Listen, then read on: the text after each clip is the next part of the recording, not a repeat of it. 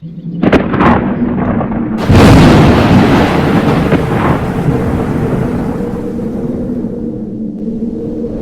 구름저리 NRC기 마땅하세 아이학나 반드레게기 망오이나 까리구모 와품 크라탁 탐제게 ngasi kanglei pa asida oiriba mikap meraw kol thokliba thodok wa thok pumnamak mitto miran sa sing changselapudi ohen bane haiba wafam asimadi yamna chumlaba kakpa yadra wafam amani asiguma chumle khanglaba wafam ama thabak ama ithau ama government asina miyamna mu hainaruba tawdana masana khangna mitto miran cha sing asibu khandokpagi thabak ase tawfam thoktabar haiba wahang ase masini ngasi aikhoigi mangda taduna leriba wafam tasengna mathau masakhangba leipak kidamda khanba tungi miron sigidamda yengba government ama oramba tarabadi mase akoin amu hanamu protest anaduna sarba masha maraksida akoina wana amu hainaruba tawrubagi mathau kari taribagi census tawningbasu tawbiyu SIR tawningasu tawbiyu delimitation tawningasu tawbiyu adubu tawrigmasung tawgadorba mayam singadugi mangoinana NRC hana update tawbiyu haiba wafam asini ngasi government asida amu hana ningthingba oina akoigi CSO kanglei pa asida leba tara mari lupna punsilaga ngasi sarba masha maraksida kanglei pa imagi damakta khanduna government gi manakong yawnanabagi damakta ngasi wana khongchat ase chatlibani haukiba ing sokli singamaga chamapan yankhaiga mathoida BS tawduna NRC tawgadamani haiba wafam ase akhoi miyam pumna sogatpam thoi matam asdagi hawduna khajik tek tek changakpaduna ngasidi makhoi khutpu pharakpadagi ngashidi lamgi mapu yongna tanba saidangbana kainarakpa haibado madu chapchana thoklabani kanglei pa asigi ngasigi chiraba tanpham asida aikoina ithau masak khangna thoram thoda khudimak waroishin purakpa ngamdana thamamba taragadi hayeng tungda horakliba mirol kayadadi sungsoi soidra mamittagi mapi tana chadon phidon hingho baibase soidra wafamni no energy no census no vote of parliament apunba gi oina khulaw ama government of Manipur government of India da utningai amuka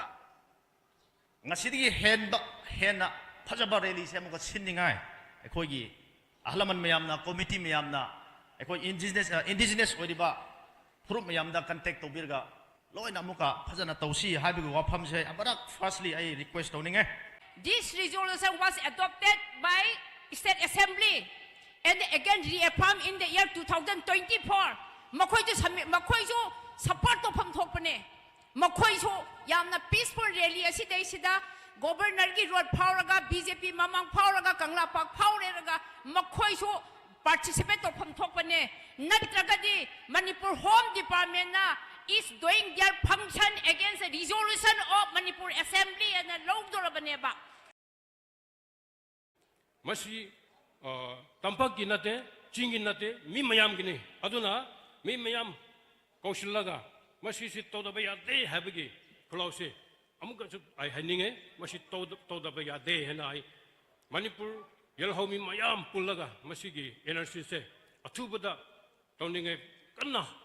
koi taksin ba habisi koi tabak ni henai haninge. Hudik lengak sina tauri bade masage oine taure. Lengak ke oine taudre.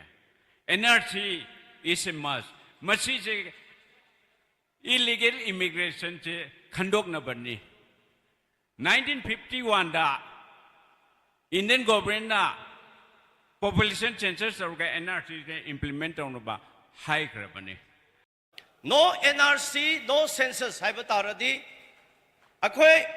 masi tawdari phawa atopa thabak panthokpa yaroi haiba ngasigi look mayamna indigenous people mayamna akhoi warep ama government da su condition thamgadabani lawdi loba mokhoigi di dum chatharadi yaroi akhoi Manipur si huzik si mitom na changra occupy tawraga leye ado khoi tanthok se hairaga leye tanthora manongda leiba mi bo tanthopa ngamda dun leiba kansida mamang maning rom di koi sillaga khoi bu chaga dobagi matam si ikoi koi de bada khoi da lagrani ado na ngasi nongsi duna no NRC update si tawbiya ado tawdri phoba sanses di kri so pai khapi gno ꯑꯩꯈꯣꯏꯒꯤ indigenous ꯈꯪꯗꯣꯛꯅꯗꯕꯒꯤꯗꯃꯛꯇ ꯃꯗꯨꯒꯨꯝꯕꯗ ꯇꯧꯔꯛꯄ ꯈꯣꯡꯊꯥꯡꯁꯤꯗ ꯌꯥꯅꯤꯡꯗꯕ ꯀꯥꯡꯕꯨꯁꯤꯡꯁꯤꯗꯤ indigenous ꯃꯨꯊꯠꯄ ꯄꯥꯝꯕ ꯀꯥꯡꯕꯨꯅꯤ ꯑꯩ ꯑꯍꯥꯟꯕꯗ ꯊꯝꯖꯒꯦ ꯃꯔꯝꯗꯤ central government ꯑꯣꯏꯁꯅꯨ ꯃꯅꯤꯄꯨꯔ ꯒꯚꯔꯟꯃꯦꯟ ꯑꯣꯏꯁꯅꯨ ꯍꯥꯏꯔꯤꯕ ꯁꯦꯟꯁꯁꯁꯤ ꯇꯧꯁꯤ ꯍꯥꯏꯕꯗ ꯌꯥꯗꯕ ꯀꯥꯡꯕꯨꯁꯤꯡꯁꯦ ꯁꯤꯗꯤ ꯑꯩꯈꯣꯏꯒꯤ ꯐꯨꯔꯨꯞꯁꯤ ꯃꯨꯊꯠꯄ ꯑꯩꯈꯣꯏꯒꯤ ꯀꯥꯡꯂꯨꯞꯁꯤ ꯃꯨꯊꯠꯄ ꯄꯥꯝꯕ ꯀꯥꯡꯕꯨꯅꯤ ꯑꯩ ꯁꯤꯃꯒ ꯊꯝꯖꯒꯦ ꯑꯩꯈꯣꯏ ꯕꯔꯃꯤꯁ ꯒꯣꯔꯃꯦꯟꯅ ꯅꯝꯊꯗꯅ ꯂꯥꯟ ꯍꯧꯗꯅ ꯀꯩ ꯇꯧꯗꯅ ꯃꯈꯣꯏꯁꯤꯡꯁꯨ ꯄꯨꯂꯞ ꯂꯩꯕ ꯅꯨꯡꯉꯥꯏꯇ꯭ꯔꯕ ꯃꯐꯝ ꯑꯣꯏꯔꯕꯅꯤꯅ ꯁꯣꯝꯗꯅ ꯔꯤꯋꯥꯔꯗ ꯄꯤꯗꯦ ꯉꯥꯏ ꯂꯩꯔꯦ ꯑꯁꯣꯝꯗꯅ ꯍꯥꯠꯇꯣꯛꯀꯗꯒꯤ ꯈꯣꯠꯇꯣꯛꯀꯗꯒꯤ ꯂꯩꯕ ꯁꯣꯝꯗ ꯂꯣꯏ ꯄꯥꯏꯁꯤꯜꯂꯛꯄꯁꯤꯅ ꯃꯔꯝ ꯑꯣꯏꯗꯅ ꯑꯩꯈꯣꯏ ꯗꯤꯃꯣꯒ꯭ꯔꯥꯐꯤꯗ ꯖꯔ ꯆꯦꯟꯖ ꯇꯧꯔꯤꯗꯤ ꯁꯦꯟꯁꯁꯀꯤ ꯗꯇꯥ ꯌꯦꯡꯉꯨꯔꯀꯥꯟꯗ ꯑꯗꯨꯃꯥꯏꯅ ꯖꯔ ꯆꯦꯟꯖ ꯇꯧꯔꯛꯄꯅꯤ ꯍꯥꯟꯅ ꯂꯩꯔꯤꯕꯁꯤ ꯑꯣꯡꯂꯤ ꯑꯩꯈꯣꯏꯒ ꯍꯥꯟꯅ ꯂꯩꯃꯤꯟꯅꯔꯤꯕꯁꯤ ꯑꯩꯈꯣꯏ ꯊꯥꯗꯧ ꯈꯣꯡꯖꯥꯏ ꯈꯛꯇꯅꯤ ꯌꯥꯝꯅ ꯂꯩꯔꯤꯕ ꯊꯥꯗꯧꯒꯤ ꯐꯤ ꯊꯥꯗꯧꯒꯤ ꯂꯣꯟ ꯊꯥꯗꯧꯒꯤ ꯀꯁꯇꯝ ꯀꯜꯆꯔ ꯇ꯭ꯔꯦꯗꯤꯁꯟ ꯃꯌꯥꯝꯁꯤꯡꯁꯦ ꯀꯨꯀꯤꯅ ꯃꯄꯥꯟꯗꯒꯤ ꯂꯥꯛꯏꯕ ꯀꯨꯀꯤꯅ ꯊꯥꯗꯧꯕꯨ ꯀꯨꯀꯤꯅꯤ ꯍꯥꯏꯅ ꯑꯩꯈꯣꯏꯕꯨ ꯅꯝꯁꯤꯜꯂꯛꯑꯒ ꯃꯅꯤꯄꯨꯔꯗ ꯍꯣꯝꯂꯦꯟ ꯁꯦꯄꯔꯦꯠ ꯑꯗꯨ ꯑꯗꯥ ꯇꯥꯜꯂꯛꯑꯒ ꯑꯟꯇꯤ ꯃꯅꯤꯄꯨꯔꯗ ꯋꯥ ꯇꯧꯔꯛꯑꯒ ꯊꯥꯗꯧꯒꯤ ꯄ꯭ꯔꯣꯄꯔꯇꯤ ꯃꯌꯥꯝꯁꯤꯡꯁꯦ ꯁꯤꯖꯤꯟꯅꯔꯛꯑꯒ ꯃꯣꯏꯁꯦ ꯀꯨꯀꯤꯅꯤ ꯍꯥꯏꯅ ꯇꯧꯔꯛꯑꯀꯥꯟꯁꯤꯗ 2003ꯗ ꯃꯣꯏꯁꯦ ꯁꯦꯗꯨꯜ ꯇ꯭ꯔꯥꯏꯕ ꯑꯃ ꯑꯣꯏꯅ ꯆꯟꯈ꯭ꯔꯕꯅꯤꯅ ꯃꯁꯤꯡ ꯌꯥꯝꯗ꯭ꯔꯕꯁꯨ ꯅꯣꯡꯃꯩ ꯈꯨꯠꯂꯥꯏ ꯂꯥꯏꯁꯪ ꯂꯣꯏꯅꯃꯛ ꯁꯤꯖꯤꯟꯅꯔꯛꯑꯀꯥꯟꯁꯤꯗ ꯊꯥꯗꯧꯒꯤ ꯄꯣꯄꯨꯂꯦꯁꯟꯁꯦ ꯃꯨꯠꯂꯕꯒꯨꯝꯅꯦ ꯑꯩꯈꯣꯏ ꯃꯇꯝꯗꯨꯒꯤ ꯂꯩꯉꯥꯛꯇꯨꯒꯤ ꯁꯨꯝ ꯃꯊꯪ ꯆꯠꯊꯔꯛꯄꯗ ꯑꯩꯈꯣꯏ ꯍꯟꯗꯛꯀꯤ ꯃꯃꯥꯡꯒꯤꯗꯨꯏꯗꯨꯗ ꯑꯩꯈꯣꯏꯁꯤ ꯏꯅꯔ ꯂꯥꯏꯟꯗꯨ ꯄꯤꯔꯦꯗꯤ ꯍꯥꯏ ꯑꯗꯨꯕꯨ ꯏꯅꯔ ꯂꯥꯏꯟꯗꯣ ꯍꯧꯖꯤꯛ ꯐꯥꯎꯗ ꯏꯅꯔ ꯂꯥꯏꯟꯁꯦ ꯃꯊꯧ ꯇꯧꯗꯦ ꯃꯔꯝꯗꯤ ꯇꯧꯗꯕꯒꯤ ꯃꯔꯝꯗꯤ ꯀꯔꯤꯒꯤꯅꯣ ꯄꯦꯄꯔ ꯇꯥꯏꯒꯔꯗꯧꯅ ꯑꯗꯨꯝ ꯊꯝꯃꯤ ꯃꯁꯤꯃ ꯑꯩꯈꯣꯏꯒꯤ ꯏꯅꯔ ꯂꯥꯏꯟ ꯆꯠꯂꯤꯕ ꯃꯄꯥꯟꯒꯤ ꯁ꯭ꯇꯦꯠꯁꯤꯡꯁꯤꯗꯒꯤ ꯑꯩꯈꯣꯏ ꯕꯣꯔꯣ ꯇꯧꯒꯗ꯭ꯔꯥ ꯅꯠꯇ꯭ꯔꯒ ꯃꯣꯏꯗꯒꯤ ꯄꯨꯒꯗ꯭ꯔꯥ ꯀꯔꯤ ꯇꯧꯒꯗꯒꯦꯁꯦ ꯍꯥꯞꯆꯤꯜꯂꯀꯥꯟꯗꯨꯗ ꯃꯊꯧꯅꯥꯗꯣ ꯍꯥꯞꯄꯗꯤ ꯍꯥꯏꯔꯤꯕ ꯃꯤꯇꯣꯞꯁꯤꯡ ꯑꯁꯦ ꯀꯔꯝꯍꯥꯏꯅ ꯁꯦꯇꯜꯃꯦꯟ ꯇꯧꯍꯟꯒꯗꯒꯦ ꯀꯔꯝꯍꯥꯏꯅ ꯂꯩꯍꯟꯒꯗꯒꯦꯁꯦ ꯃꯇꯝꯗ ꯍꯥꯏꯖꯕꯗꯣ ꯐꯖꯕ ꯂꯤꯗꯔ ꯃꯌꯥꯝ ꯑꯃ ꯆꯤꯡ ꯑꯃꯗꯤ ꯇꯝꯒꯤ ꯃꯌꯥꯝ ꯑꯃꯈꯛ ꯐꯝꯃꯦꯕ ꯐꯝꯃꯒ ꯋꯥꯍꯩꯗꯤ ꯐꯖꯕ ꯉꯥꯡꯉꯝꯃꯤ ꯁꯤꯗꯒꯤ ꯊꯣꯛꯈ꯭ꯔꯒ ꯁ꯭ꯇꯦꯖꯗꯒꯤ ꯍꯦꯛ ꯀꯨꯝꯊꯈꯤꯕꯗ ꯇꯣꯉꯥꯟꯕ ꯃꯥꯒꯤ ꯀꯥꯡꯂꯨꯞꯀꯤ ꯑꯣꯏꯕ ꯋꯥꯈꯜꯂꯣꯟꯗꯨꯗ ꯁꯨꯝ ꯆꯠꯈ꯭ꯔꯦꯕ ꯁ꯭ꯇꯦꯖꯗ ꯍꯦꯛ ꯀꯨꯝꯕꯒ ꯁ꯭ꯇꯦꯖꯗꯅ ꯀꯥꯡꯂꯨꯞꯀꯤ ꯋꯥꯈꯜꯂꯣꯟꯁꯤ ꯂꯩꯔꯝꯗꯦꯕ ꯁ꯭ꯇꯦꯖ ꯀꯨꯝꯈꯤꯕꯗ ꯀꯥꯡꯂꯨꯞꯀꯤ ꯋꯥꯈꯜꯂꯣꯟꯗ ꯆꯠꯈ꯭ꯔꯦꯕ ꯃꯁꯤꯅ ꯑꯩꯈꯣꯏꯗ ꯃꯥꯏ ꯄꯥꯛꯇꯕ ꯑꯃ ꯑꯣꯏꯔꯤꯕꯅꯤ ꯑꯩꯈꯣꯏꯅ ꯍꯥꯏꯔꯤꯁꯦ ꯃꯁꯤ ꯍꯥꯏꯔꯤꯕ NRCꯁꯦ ꯅꯧꯅ ꯑꯃꯨꯛ ꯍꯟꯅ ꯄꯨꯊꯣꯛꯄꯤꯌꯨ ꯍꯥꯏꯕ ꯅꯠꯇꯦꯕ ꯃꯇꯝ ꯑꯗꯨꯗ ꯂꯩꯈꯤꯕ NRC ꯍꯥꯏꯕ ꯅꯦꯁꯅꯦꯜ ꯔꯦꯖꯤꯁꯇ꯭ꯔꯦꯁꯟ ꯁꯤꯇꯤꯖꯟꯁꯤꯞ ꯍꯥꯏꯕꯁꯦ ꯃꯁꯤ ꯑꯞꯗꯦꯠ ꯇꯧꯕꯤꯌꯨ ꯑꯃꯨꯛ ꯍꯟꯅ ꯅꯧꯍꯟꯕꯤꯌꯨ ꯍꯥꯏꯕꯅꯤ ꯀꯔꯤ ꯃꯔꯝꯒꯤ ꯍꯥꯏꯔꯤꯕꯅꯣ ꯍꯥꯏꯕ ꯃꯇꯝꯁꯤꯗ ꯃꯁꯤꯒꯤ ꯄꯣꯠꯁꯛꯁꯤꯗ ꯑꯩꯈꯣꯏꯗ ꯗꯤꯃꯣꯒ꯭ꯔꯥꯐꯤ ꯃꯤ ꯃꯁꯤꯡꯁꯦ ꯃꯁꯤ ꯍꯦꯟꯒꯠꯂꯛꯄꯁꯦ ꯄꯦꯇꯔꯟ ꯑꯅꯤ ꯂꯩ ꯑꯃꯅ ꯅꯦꯆꯔꯦꯜ ꯒ꯭ꯔꯣꯠ ꯍꯥꯏꯕ ꯑꯃ ꯑꯃꯅ ꯑꯟꯅꯦꯆꯔꯦꯜ ꯒ꯭ꯔꯣꯠ ꯍꯥꯏꯕ ꯑꯃ ꯃꯤꯒꯤ ꯃꯁꯤꯡ ꯍꯦꯟꯒꯠꯂꯛꯀꯅꯤ ꯍꯦꯟꯒꯠꯂꯛꯄꯗꯨꯗ ꯃꯣꯏꯒꯤ ꯇꯦꯛꯅꯤꯀꯦꯜ ꯑꯣꯏꯕ ꯄꯣꯠ ꯀꯌꯥ ꯑꯃ ꯂꯩ ꯗꯤꯃꯣꯒ꯭ꯔꯥꯐꯤꯒꯤ ꯍꯥꯏꯔꯤꯕ ꯆꯍꯤ 10 ꯑꯁꯤꯗ ꯍꯥꯏꯔꯤꯕ ꯈꯨꯜ ꯑꯁꯤꯅ ꯃꯤ 1000 ꯑꯃ ꯑꯣꯏꯇꯥꯔꯒꯗꯤ ꯆꯍꯤ 10ꯒꯤ ꯃꯇꯨꯡꯗ ꯃꯤ ꯀꯌꯥ ꯍꯦꯟꯒꯠꯂꯛꯄ ꯌꯥꯏ ꯍꯥꯏꯕꯁꯤꯒꯤ ꯃꯣꯏꯒꯤ ꯊꯤꯑꯣꯔꯤ ꯑꯃ ꯂꯩꯔꯤꯌꯦꯕ ꯃꯁꯤꯒꯤ ꯍꯥꯏꯔꯤꯕ ꯇꯦꯛꯅꯤꯀꯦꯜ ꯑꯣꯏꯕ ꯄꯣꯠꯁꯛꯁꯤꯡꯗꯒꯤ ꯍꯦꯟꯅ ꯍꯦꯟꯒꯠꯂꯛꯄꯁꯦ ꯃꯁꯤꯅ ꯀꯔꯤ ꯀꯧꯕ unnatural growth ꯀꯧ unnatural growth 하이버시 라고 따라가디 마사는 illegal 오이레 하이버 따권 2018나 Manipur People's Bill 2018 하이나마 pass tau 2018 기 Manipur People Bill 아시다디 아코나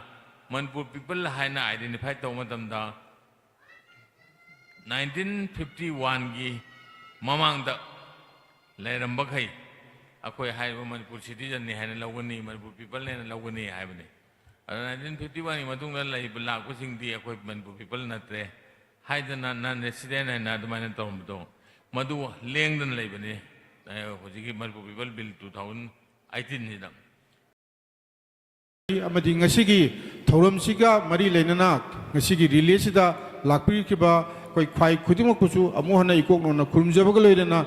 ꯃꯇꯝ ꯆꯥꯅ ꯂꯥꯛꯄꯤꯗꯅ ꯑꯃꯗꯤ ꯂꯣꯏꯕ ꯐꯥꯎꯗꯅ ꯂꯩꯕꯤꯔꯤꯕ ꯁꯤꯅ ꯈ꯭ꯋꯥꯏ ꯈꯨꯗꯤꯡꯃꯛꯄꯨꯁꯨ ꯑꯃꯨꯛ ꯍꯟꯅ ꯏꯀꯣꯛꯅꯅ ꯈꯨꯔꯨꯝꯖꯕꯒ ꯂꯣꯏꯅꯅ ꯄꯨꯝꯅꯃꯛꯄꯨ ꯊꯥꯒꯠꯆꯕ ꯐꯣꯡꯗꯣꯛꯆꯔꯤ ꯊꯦꯡꯛ ꯌꯨ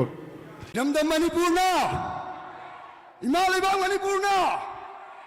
long live